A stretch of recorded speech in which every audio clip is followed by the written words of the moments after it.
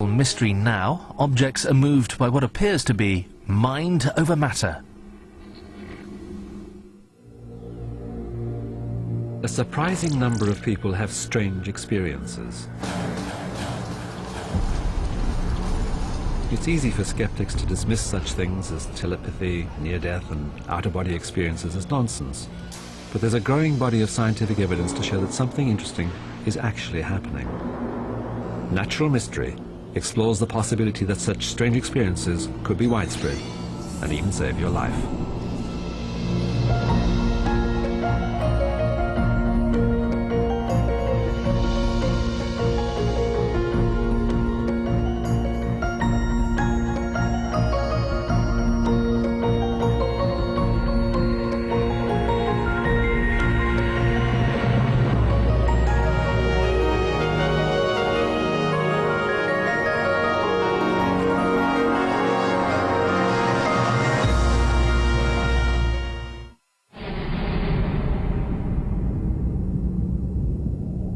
The most exciting results are those which show that ordinary people can exercise extraordinary talents, most dramatically after a life-threatening experience.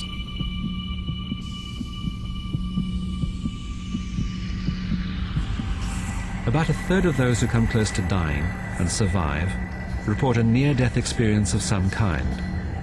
Many are profoundly moved by the experience and return from clinical death convinced of an afterlife and claiming unusual mental and physical powers.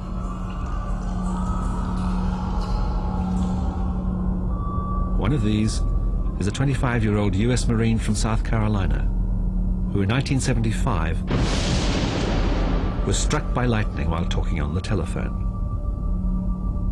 Daniel Brinkley died. I was hit in the head with a bolt of lightning that went down my spine. It welded the nails of the heels of my shoes in the floor. I was declared dead for 28 minutes. I was completely paralyzed. They had decided that I was not going to make it. They covered me with a sheet, filled out paperwork, and rolled me into a room next to the emergency room because it was very busy that night. At this point, Daniel Brinkley believes he floated out of his body and into a tunnel of light. The fact that the experience is directly related to the state of a dying brain is an important one. It suggests that there is a program built in to deal with life-threatening circumstances. Most of the brain shuts down during such a crisis, but it seems that consciousness continues to function and to survive in at least one special area. We've even shown that the near-death experience is localized to a specific area in the brain, the deep temporal lobe and associated structures. And that area of the brain starts to function quite normally when people die to allow us to see, interact with, and perhaps even enter into other spiritual realities. The lower right side of the brain normally deals with emotion, but if Dr. Morse is right, it could also be where our personality takes refuge during a crisis. And memories of this may well have a spiritual flavor for those who recover. They may have become more intuitive, more open to certain things. And this could be because their brain has actually been changed by the trauma that they've been through. Daniel Brinkley not only came back from the dead, but was profoundly changed by the experience. The combat-trained Marine had become a gentle, highly intuitive individual. I began to perceive things around people. When a person touched me, I could tell things about them. I can see movies, what appears to be movies about people, and I can see events that are transpiring in their lives and what's going on. Daniel claims that some of the visions he gets since being struck by lightning are not only telepathic, but also prophetic. I could see what looked like power plants. I could hear the sound of this roar, and then I saw the explosion. What it was telling me was that radioactive fallout would be covering in great clouds, and that thousands and thousands of people would die from this. And the word came to me, wormwood. It turns out that wormwood is not only a common aromatic herb, but a literal translation of the Ukrainian word Chernobyl. Daniel Brinkley had, it seems, prophesied the disaster that took place there in 1986 with the meltdown of a nuclear power generator. Daniel Brinkley is probably one of the most extraordinary near-death experiencers that I've encountered in more than 20 years of talking with such people. He has rather remarkable gifts for, I guess you could say, prophecy and for psychic abilities. Daniel Brinkley is now the author of a best-selling book about his experiences and a much sought-after lecture on the subject of life after death. But he is not the only person to have gone through a near-death experience and found that this changed his life and gave him unexpected new talents. We find from the research that we have done, and I mean many people working in this field, that it is actually fairly common for many near-death experiences to report an enhancement of psychic sensitivities. In fact, it's more common than not.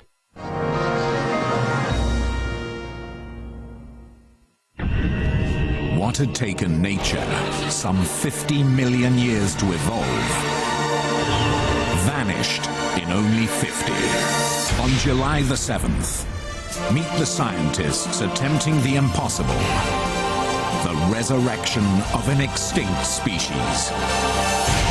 First bits of a miracle are in your hand. End of Extinction, Cloning the Tasmanian Tiger, premieres Sunday, 7th of July at 9 on Discovery Channel.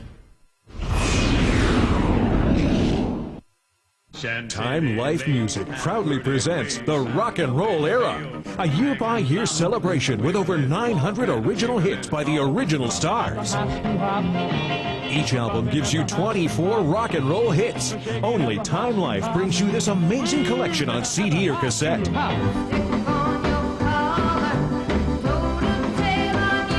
You'll get superstars like Neil Sedaka, Eddie Cochran, Dwayne Eddy, and Bobby Darin.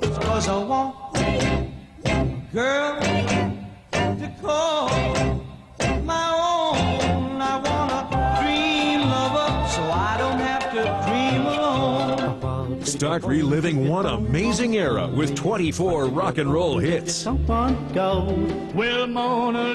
in the series, 1959. To order, call now. Baby, baby, you got the cutest little baby, baby.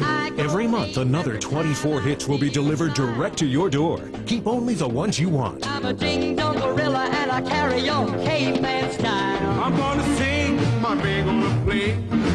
I'm gonna make you queen for a day. Everything's gonna be alright, so be my guest tonight. Charlie Brown, he's a clown. That Charlie Brown. Well, come on, everybody. Remember, this collection is only available from Time Life. I got some money in my jeans and I'm really gonna spend it real right.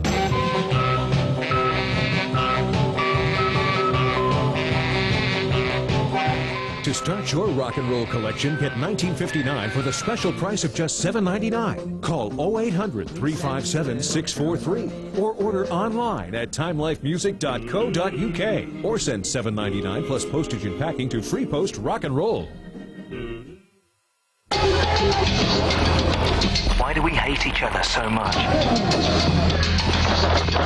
When we're one big family. Scientists now believe that everyone on the planet is descended from one woman.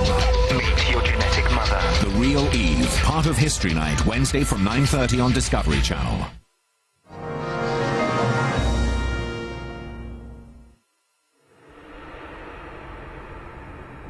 In 1970, while serving with the US Army on the Rhine, 24-year-old Joe McMoneagle suffered from what appeared to be a lethal heart attack while leaving a restaurant one evening. I looked up, and half in and half out of this doorway was a body, and I recognized it as my own. And at that point, I knew that something very terrible was going on. Joe believes it was this near-death experience that left him with some unusual psychic abilities. I started having these spontaneous knowings, and the spontaneous knowings were kind of unique in that I'd never had them before. It was more of an awareness of when something was going to happen before it happened. At the same time that Chief Warrant Officer Joe McMoneagle returned to his job in the Army, the Pentagon was beginning to get interested in the possibility that psychics could be a useful addition to their Cold War armory. This interest was sparked by intelligence to suggest that in addition to ballistic missiles, the Soviet Union was heavily involved in parapsychology. Although most Western scientists considered psychic research to be futile, the intelligence community in the United States was deeply concerned. So top-secret programs on both sides were set up to explore the training necessary to produce psychic spies.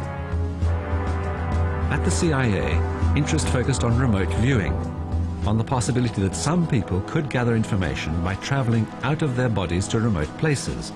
So they set up a classified investigation in California at the Stanford Research Institute, already headed by laser physicist Harold Puthoff, who had a background in naval intelligence. They asked if I'd be willing to have a small program to investigate this, and so I said sure, thinking it would just be a little sideline to my laser research. We ended up briefing at lots of places, CIA, DIA, Army intelligence, and so on. For security reasons, the CIA recruited potential subjects from within the military, looking for candidates who already showed some sort of intuitive ability. Laying there in my personal folder was the information about the near-death experience, and they found that I would probably be a pretty good candidate as a result. So McMoneagle and a group of other potential remote viewers were set up under a project with the code name of Stargate.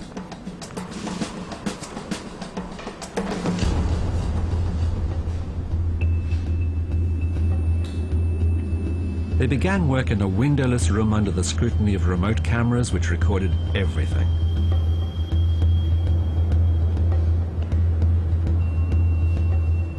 They were asked at first to make themselves comfortable and to concentrate on the movements of another person who was sent to a remote location somewhere else in the United States. They were given no information at all about that place and instructed simply to project their awareness out and to draw whatever came into their minds as a result. When we first started thinking that, well, maybe this is kind of a telepathic thing, we would send somebody to a site, and the remote viewer would have to describe where that person was. And we assumed that, well, maybe he's sort of sending his visual images by some brainwaves or whatever.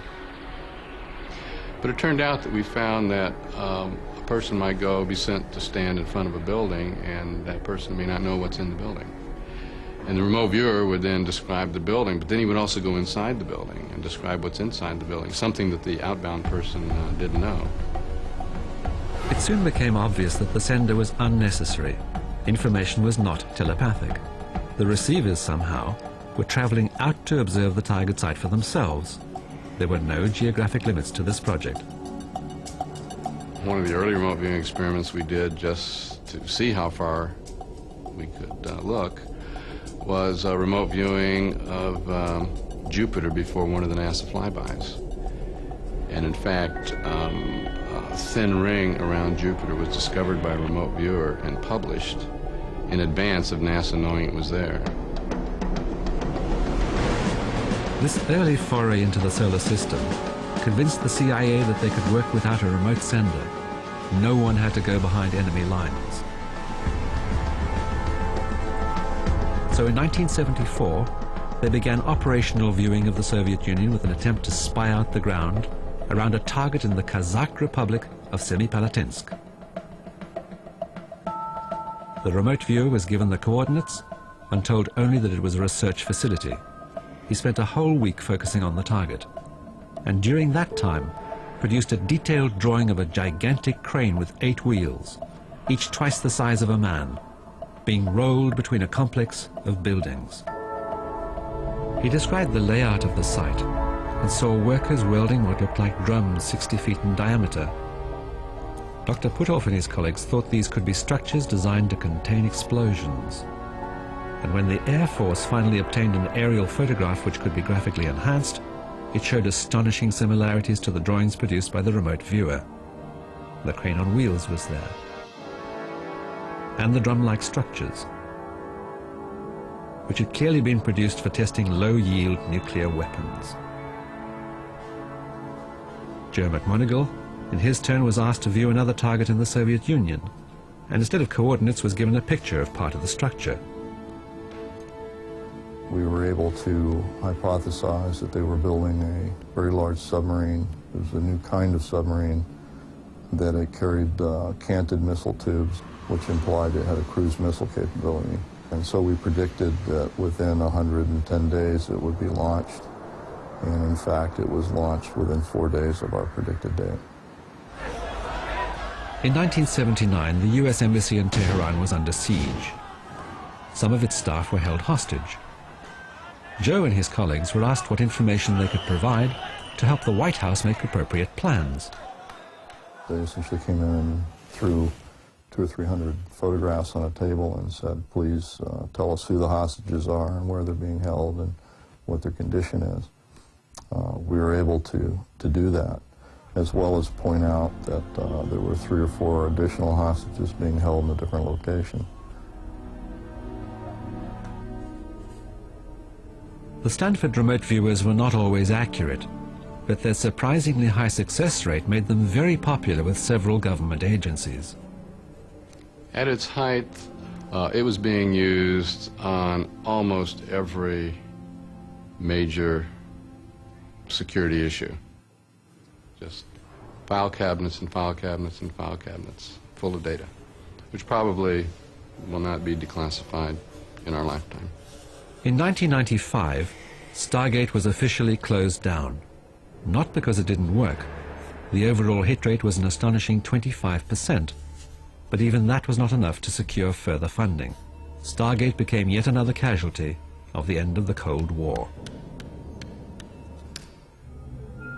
The special talents of Joe McMonigal and Daniel Brinkley seem to have been released by a near-death experience. But there may be less drastic ways to enhance such abilities. Do the answers lie in sleep and dreams? Or is there some simple technique for altering our normal state of consciousness?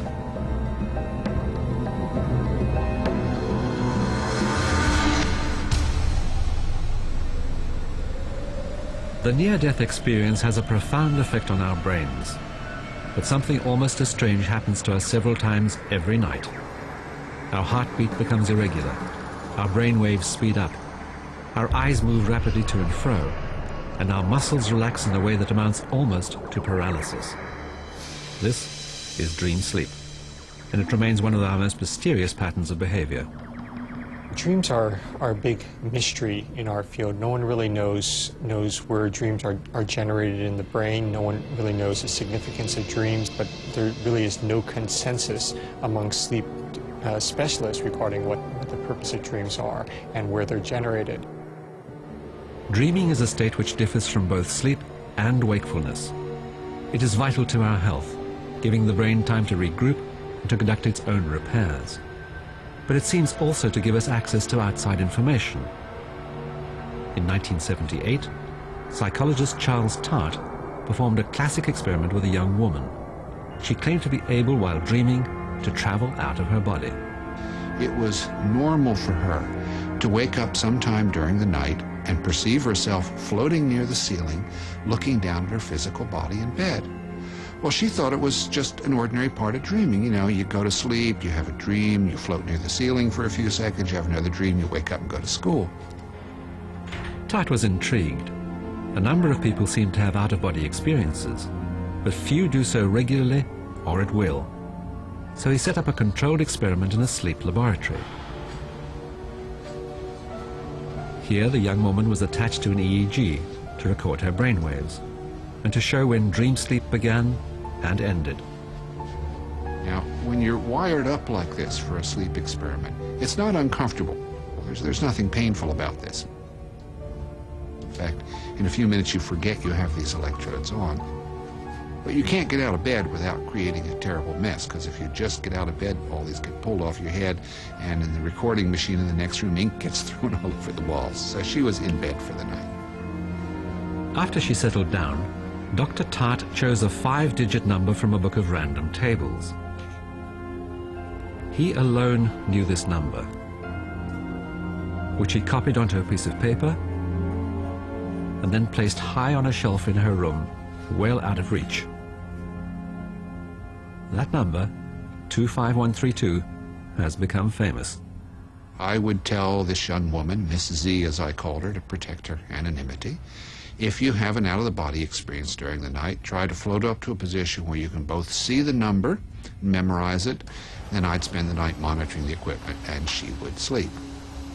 Miss Z woke several times during the night, saying that she had been dreaming, and each time Tart was able to match her report to a pattern of busy brain activity. But some of the recordings made that night were very unusual. There were definite physiological changes. In fact, she showed a unique brainwave pattern. There were significant differences in the brainwave pattern of a sort that I'd never seen before in the years of dream research. And in fact, I had one of the world's leading experts look over the same charts, and he agreed with me. This was odd. This was a unique pattern. Not only was the pattern unique, but it corresponded directly with those dream periods in which Miss Z claimed to be having an out-of-body experience. Most of the time when she had her out-of-the-body experiences, Miss Z said she wasn't in enough control to get in the right position to see the number, so she had no idea what it was. She wasn't making any guesses.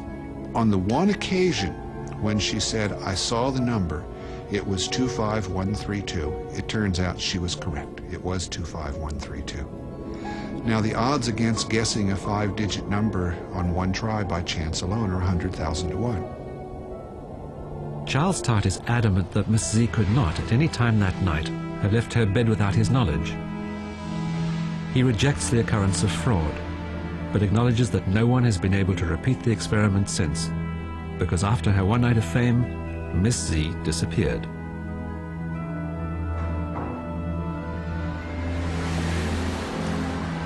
At the Maimonides Medical Center in New York, Dr. Stanley Krippner was already involved in a dream laboratory. But he decided to redirect his researches into what turned out to be the most ambitious study ever made of dream telepathy.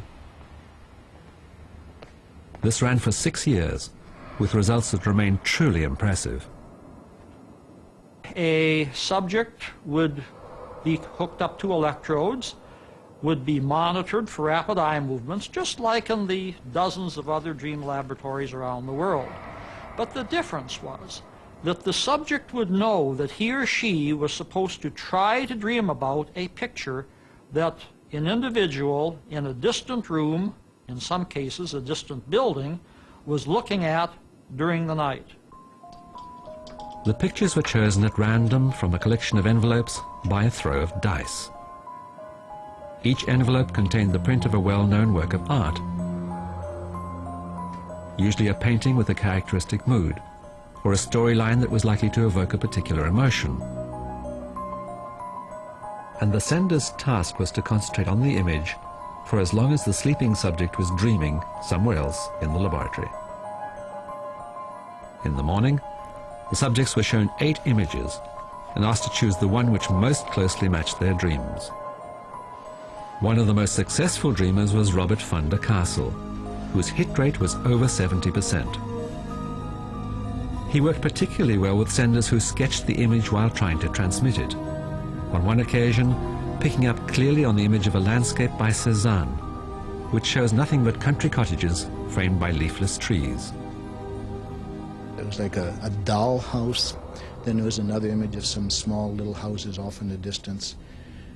And there were no people, no social interaction. And that's what it turned out to be. It was Cézanne's picture of, I think it was called Houses in Trees. But that's exactly what it is, little itty-bitty houses that could be like doll houses. Nobody, no interaction at all. As the study went on, Krippner experimented with ways of making the sender's messages more rich and emotive. Instead of just looking at images, the psychologists serving as senders were asked to act them out. So a gentle Japanese scene of people walking in the rain was brought to life and made vivid by a reenactment involving a paper umbrella, the sender, and a convenient shower cubicle. and the results were fascinating. On that particular night, the sleeping subject had several dreams about rain and people caught in the rain. And that's the only night that that particular subject had any dreams at all about rain.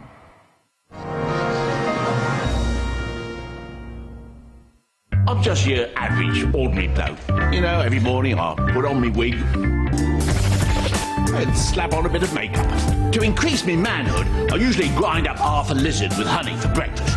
Of course, I watch sport, the usual stuff. Naked athletes at the circus. I'm just your run-of-the-mill basic guy. Oh, pint of beer, please, darling. I've got my own sieve. Terry Jones brings to life the everyday world of the ancients. Hidden History, 14th of July on Discovery Channel.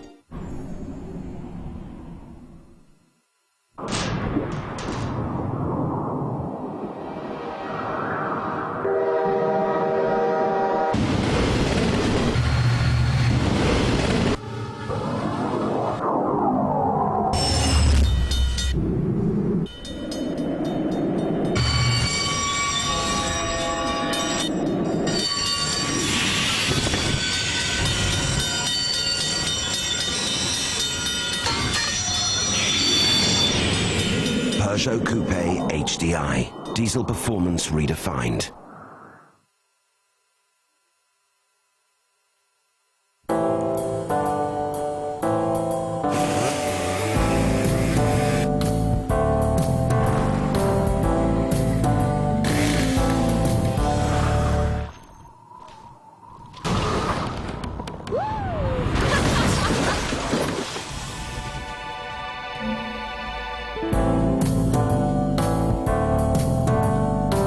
Live the grand life.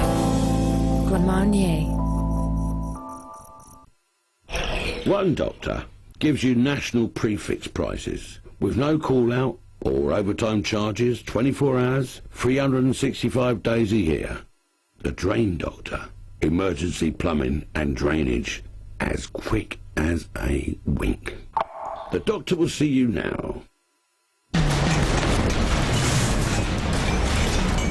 Airwick Crystal Air from Haze has an innovative glass design with waves of real perfume, which fragrance your home consistently for up to 4 weeks.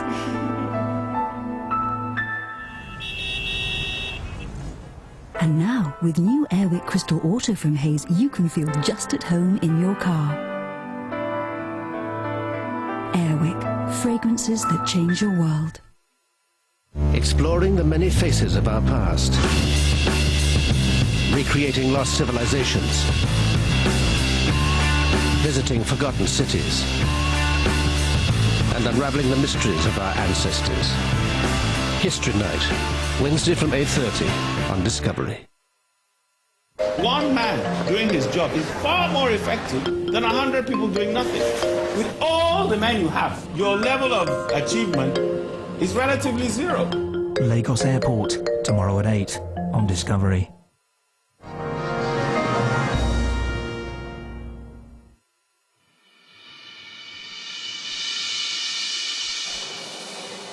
The Maimonides project, involving hundreds of subjects and thousands of hours of observation with expensive equipment, was so costly it will never be repeated. It doesn't need to be, because researchers have found simpler ways of exploring the potential of altered states of consciousness. At the Rhine Research Center in North Carolina, parapsychologists are experimenting with a new technique. It involves nothing more complex than shielding subjects from distracting influences.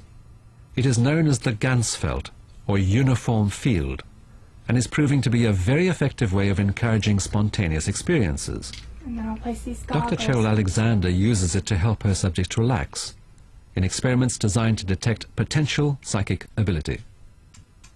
The receiver sits in a reclining chair in dim red light, her eyes covered, wearing headphones that play unpatterned, uniform white noise. The combined effect of this mild form of sensory deprivation allows her to tune out her immediate surroundings and to pay attention instead to fainter signals. The theory behind it is that when subjects are in this altered state of consciousness, the external noises from the environment are reduced, so they have an internal awareness state, and that state will allow them to gain access to any type of psychic information that may be present. At the opposite end of the building, a sender is set up. She's equipped with headphones, a sketch pad, and a television monitor. And her task is to try to reach out, establish a connection, and send specific information to a receiver she may or may not know. When both sender and receiver are ready and relaxed, the session begins. The sender selects an image at random, choosing from a pool of 106 photographs and film clips, each with some special quality. These are presented to her on the television monitor in various ways, as still or moving pictures, in black and white or color, at length or in short bursts. They're the only ones who know what the target picture is, and their task is to concentrate on that information and to try to send it via mental thought, mental telepathy, to the receiver. And to help them do that, they have a pad of paper and they sketch parts of the picture and write about what it is that they're seeing, and they try to send that information to the receiver. In the other room, the receiver tries to pick up information and talks about whatever enters her mind. Landscape, more like landscape garden. A one-way audio link allows the sender to hear this output, providing feedback that may help her to transmit more effectively. Branch, and that was it. Like a long flowing dress. Like little children, just kind of jumping and bouncing around. It's like a dog's face, and like he was barking in anger. In a total of nearly 3,000 such tests done in a dozen different laboratories all over the world, the overall success rate was more than 33%. The odds against this happening purely by chance are about 1 trillion to 1. But some subjects regularly score far above this level. Dr. Alexander's most remarkable receiver is Sean Haribants from Trinidad. He's been tested at the Ryan Center for many years, providing material for over 30 papers published in scientific journals. In one early study, under strictly controlled conditions, he scored 72 correct predictions in just 93 trials. A result in that case represents 1 chance in 40 million. Sean was the first person to produce consistently high scores in traditional ESP tests. And it was discovered that while doing this, he was generating sustained alpha activity in his brain. This is a frequency more often associated with deep relaxation and meditation. And now Dr. Alexander has been able to pinpoint the precise area of his brain which is involved in such apparently psychic ability. This is a topographic picture of Sean's brain, and this white spot right here shows you that while he was participating in a psi task, he had a predominance of alpha activity that is associated with restfulness, and it's dominant in the right side of his brain, in the parietal region. Dr. Alexander believes that if a particular area of the brain, which is normally at rest, is stimulated by psychic ability, then this shows that something definite and biological is happening. But she does not believe that Sean is the only one involved. I think that people do have these flashes of intuition. It may not occur on a regular basis. It may be something that happens once in a person's lifetime. But I think we all have the ability to have that sort of thing occur. It is becoming clear that our brain is not just a biological computer. It seems to have the ability to make intuitive leaps, to pick up information in unusual ways, and to reach conclusions that don't depend only on normal programming. Is it possible that we could all be psychic without knowing?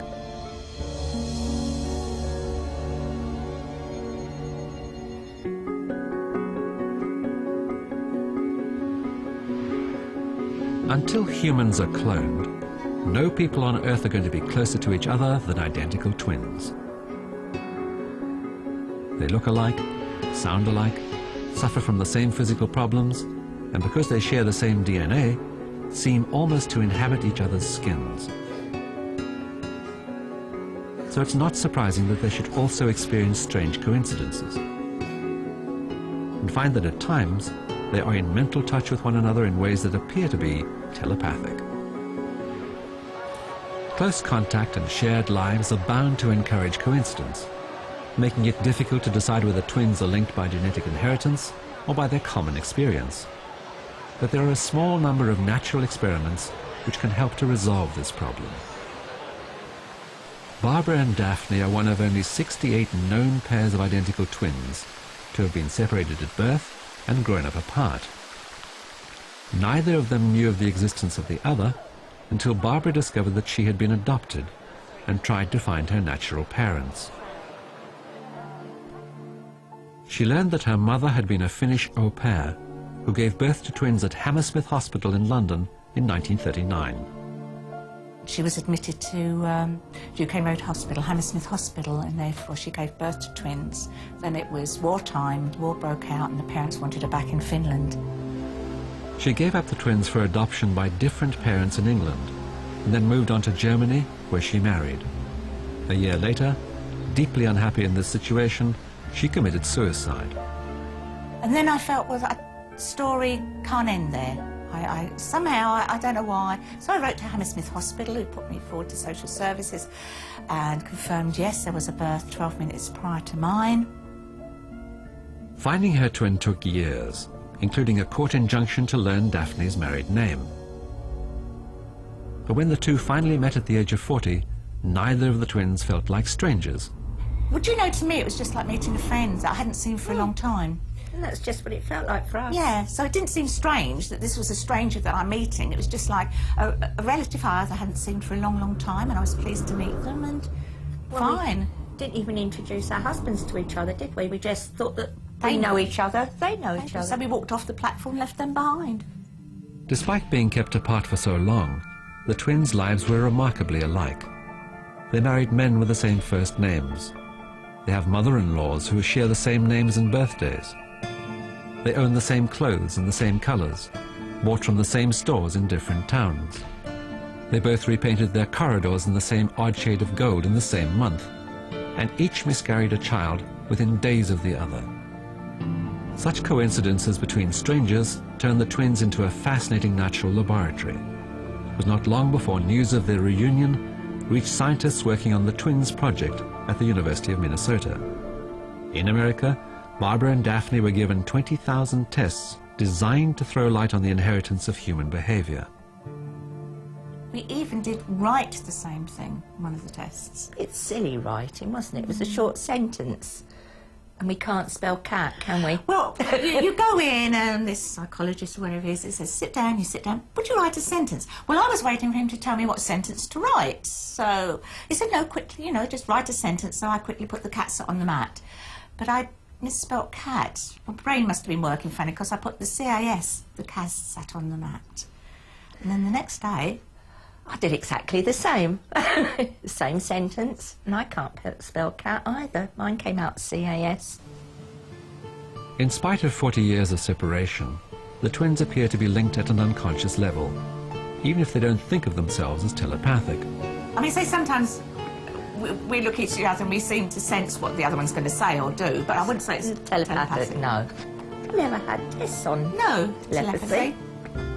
It seems unlikely that the unusual connections between Barbara and Daphne are the result of genetics alone. But it would be interesting to know if such linkages can be forged between people who share no genes at all. At the Churchill Clinic in London, research is underway to show that some unconscious connections do exist.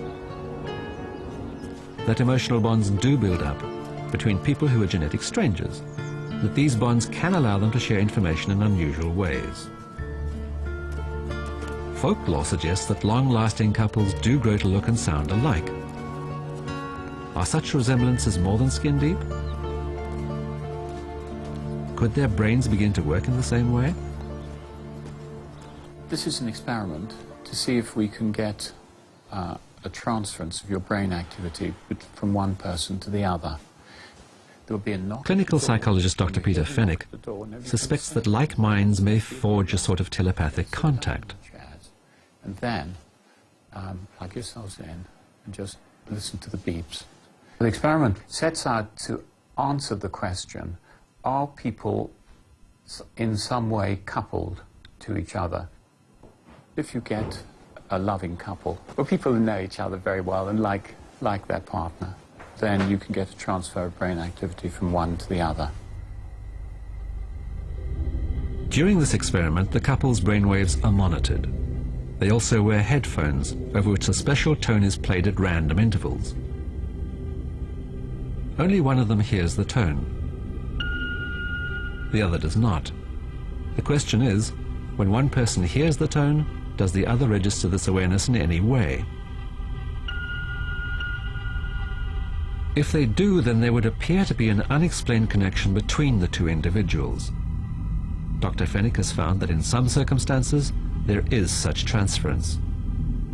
People who are genetically unrelated, but emotionally close, do sometimes seem to be unconsciously aware of what is happening to the other.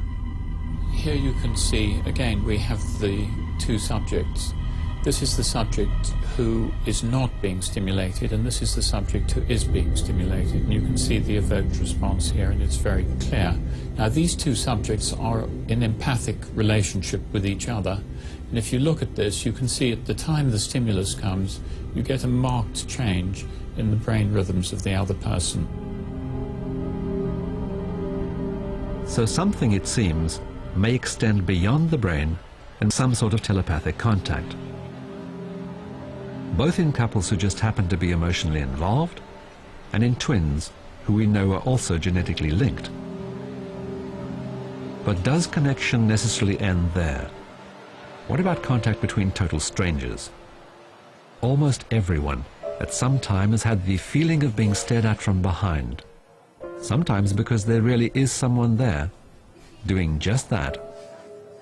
It also seems possible, just by staring intently at the back of someone's head, to make them uncomfortable enough to turn around.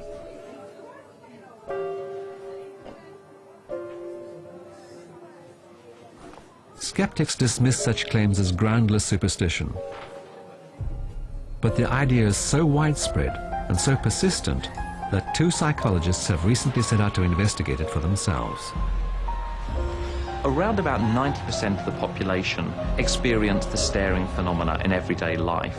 So they will have that feeling of being stared at. It's a very common sensation. And so when we bring people into the lab and we say the experiment is about this feeling of being stared at, it makes sense to them. Instantly they go, oh, I've experienced that. It's really interesting to see whether it's going to work under these conditions. The question is this due to some kind of heightened peripheral vision that we're not consciously aware of? Or is there some kind of non-sensory exchange of information that's occurring between the two people? Okay, these two sensors will measure how stressed or relaxed you are, and they need to go into your first... So Dr. Wiseman, the skeptic who thought there was nothing in it, and Dr. Schlitz, who believed the phenomenon might be a form of psychic ability, converged on it in search of the truth. Okay, I don't want you to try and guess when you're being stared at. Just relax. If occasionally you want to look up at the camera, that's fine. Otherwise, I'll see you in about 15 minutes. Okay, thanks. In this investigation into the sense of being stared at, each subject is wired up to equipment that records their physiological responses. They are encouraged to relax, and to ensure that their response is not cued by sound, smell, or peripheral vision, the starers look in from another room, through the eye of a closed-circuit television camera. Everything is arranged so that at random intervals and for varying periods of time, the experimenter can give instructions for staring to begin and end. At the end of the experiment, you then look at the person's physiology and say, well, were they more stressed or more relaxed when they were being stared at than when they weren't? And if that's the case, it suggests there's something unusual, perhaps psychic going on. If not, then you can say, okay, there would seem to be no link between the stare and what the person's physiology was doing. The physiological signs in which both Wiseman and Schlitz are most interested are autonomic. They are not under conscious control. If these change while people are being stared at, this suggests their bodies are somehow aware of the scrutiny. What we're looking at is the claim that people make that, for example, they get little tingles up the back of their neck when somebody's staring at them and that makes them look up. Well, this is the kind of thing that represents an autonomic response. The two psychologists made independent investigations and came up with different results. In her study, Marilyn Schlitz found the subjects were, both consciously and unconsciously, aware of being stared at. Richard Wiseman, on the other hand, got completely negative results. We carried out 4 studies of our own here and found absolutely no effect at all. All our results were at chance.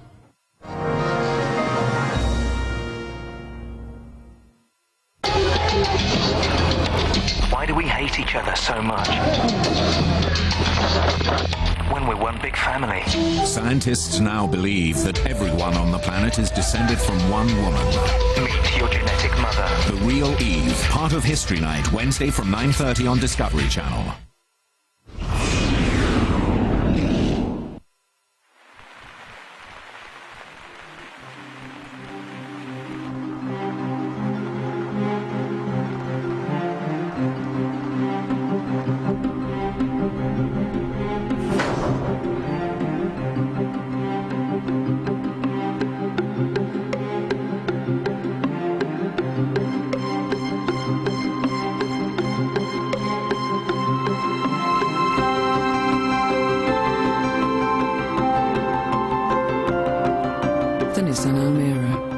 Space where you have complete control.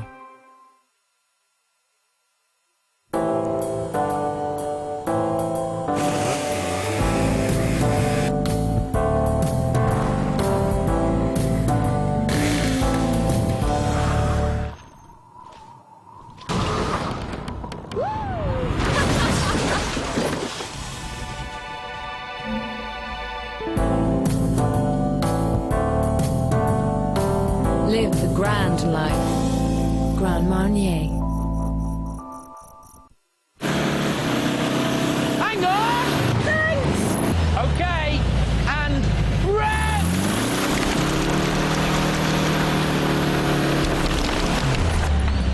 Celebrate the 50th year of Brilliant Daz Whiteness with 50% more washes, free. Morning.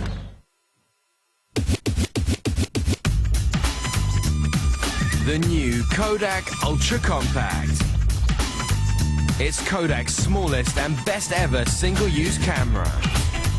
With the best flash, Kodak Ultra Film and a super sharp X&R lens. So now you can take great pictures anywhere. The new Kodak Ultra Compact.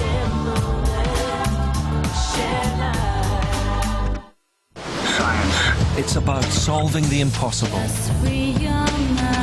then building a world of possibilities. The world's first airport in the middle of the sea. Experience the greatest ideas and inventions of our time. Modern history's most daring engineering project. Every Tuesday night is Science Night from 8:30 on Discovery. What had taken nature some 50 million years to evolve vanished in only 50. On July the 7th, meet the scientists attempting the impossible.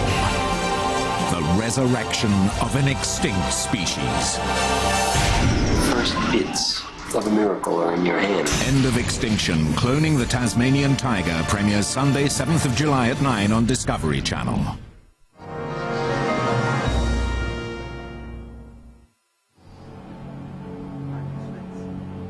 Marilyn Schlitz travelled from California to the University of Herefordshire in England to repeat the experiments with Richard Wiseman. We used the same facilities, the same equipment, the same randomization procedure, the same subject population. Everything was identical except that I worked with half the people and he worked with half the people. And we both replicated our initial findings. In other words, I found a significant difference in the average amount of autonomic nervous system activity during the staring periods as compared to the control periods.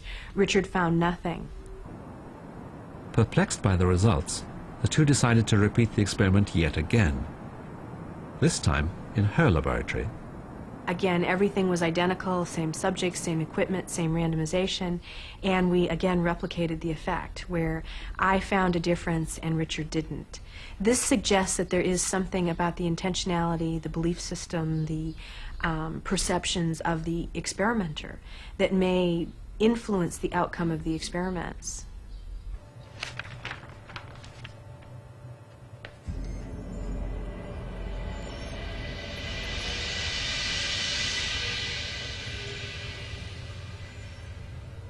Maybe it's a way in which we deal with the subjects. When they came into the lab, Marilyn was very positive. She said, I've done this many times before, it's always worked, here we go. You know, I was the skeptic saying, well, it's a bit of a waste of time, but, you know, let's give it a go.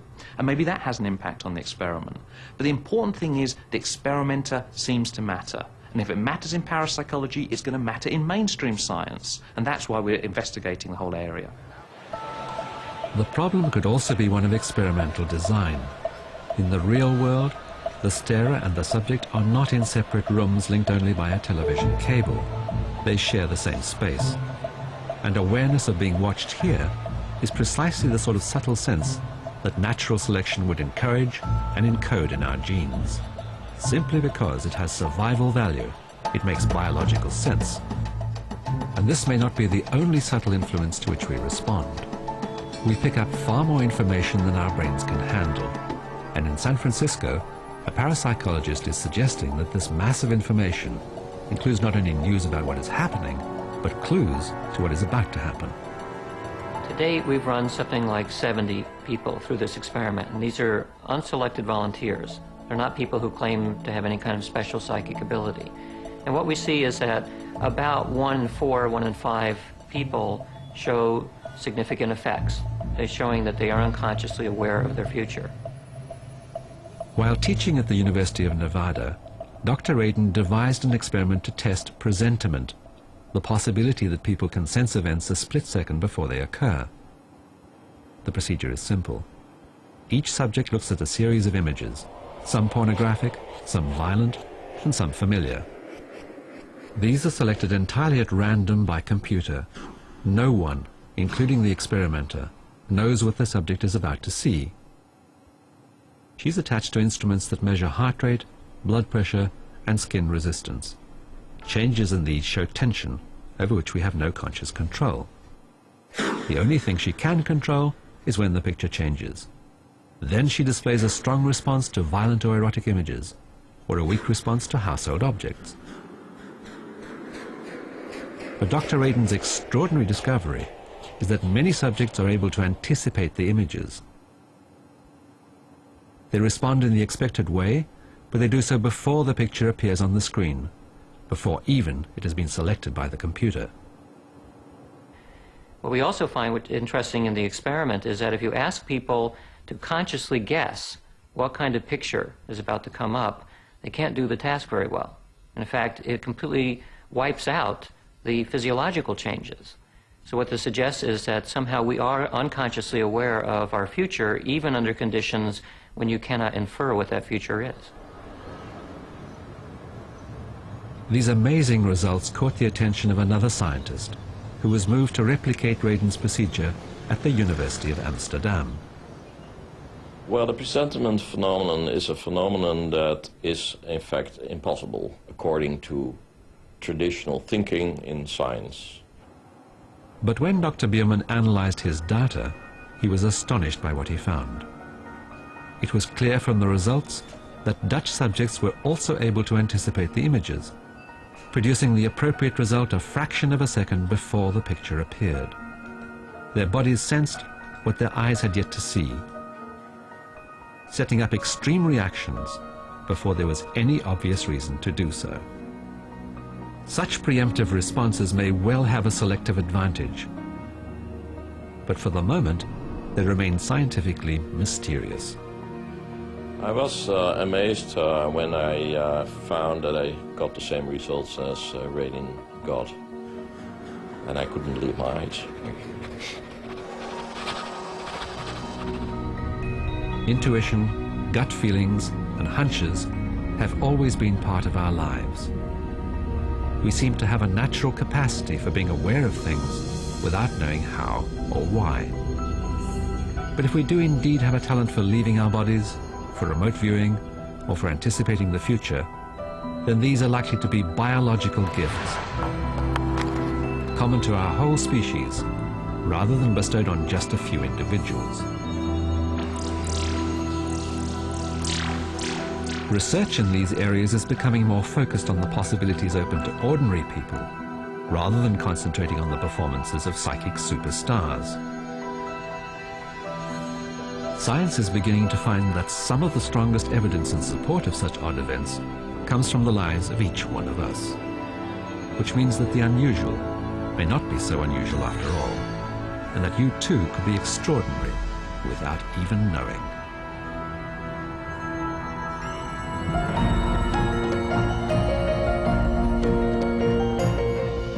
The trains have hard and soft seats, and Megan McCormick has a 10-hour journey ahead of her. But she's not one to go soft in her Lonely Planet adventure through central China next.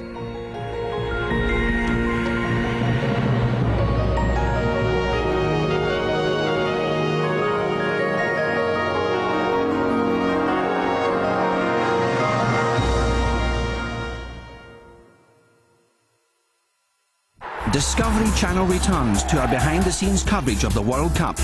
There's no doubt the event has been a huge success, but what has actually been happening in Korea and Japan?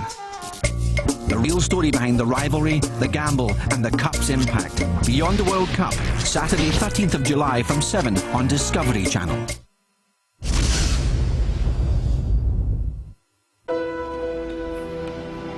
There's a great big world out there.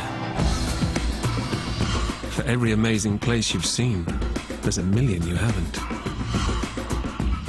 So choose the landscape, then fit the new Goodyear Eagle F1 with slick tire technology, and make the planet your playground.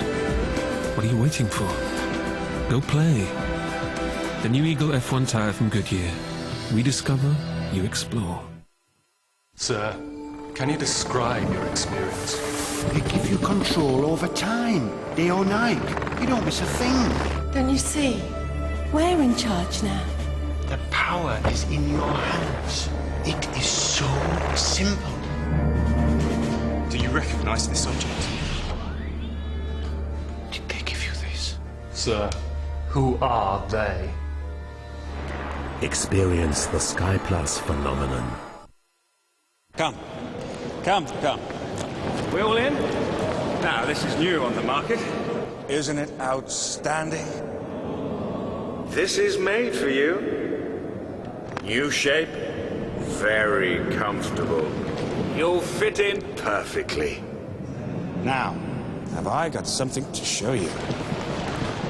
How's that for a view? Try new Easy on Durex for 100 million reasons. I'm just your average, ordinary bloke. You know, every morning I put on my wig and slap on a bit of makeup. To increase my manhood, I usually grind up half a lizard with honey for breakfast. Of course, I watch sport, the usual stuff. Naked athletes at the circus. I'm just your run-of-the-mill basic guy. Oh, pint of beer, please, darling. I've got my own sieve. Terry Jones brings to life the everyday world of the ancients. Hidden History, 14th of July on Discovery Channel. Hi, I'm Ian Wright, and today I'm in lovely Vienna. And I've taken some time out just to tell you that from August, Lonely Planet is changing its name. But don't worry, it's the same programme, all the fun, same mad adventures, plus lots of new ones. It's going to be called Globe Trekker. Yes, from August, Lonely Planet becomes Globe Trekker. But Ian will still be doing what he does so well. I love this job. On Discovery Channel. You're watching Discovery Channel. The Operation Tonight at 2 investigates blue baby syndrome. First, Megan McCormick takes in Chinese culture in Lonely Planet.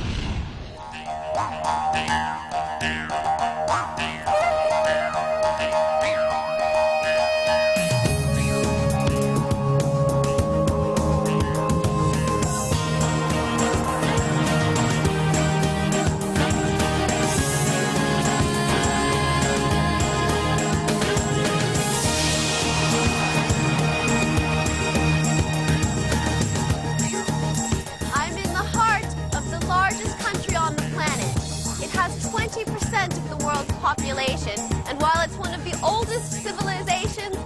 future will